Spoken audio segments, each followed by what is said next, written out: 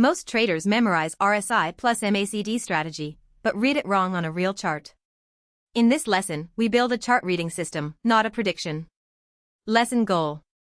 Today we learn RSI plus MACD strategy at an intermediate level. This is not a price prediction, it is chart reading education. Definition. What RSI plus MACD strategy means, when it helps, and when it misleads traders. We separate signal from context. How to find it on chart. Start with level and structure. Use RSI MAC to explain the structure, not as a blind trigger. Beginner mistake. Most traders see RSI plus MACD strategy and immediately look for a trade.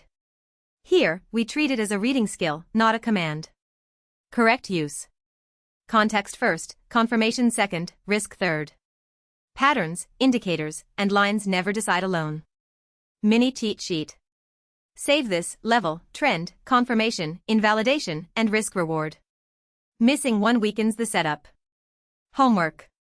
Find 10 old chart examples. Mark both successful and failed cases. That is how education becomes skill.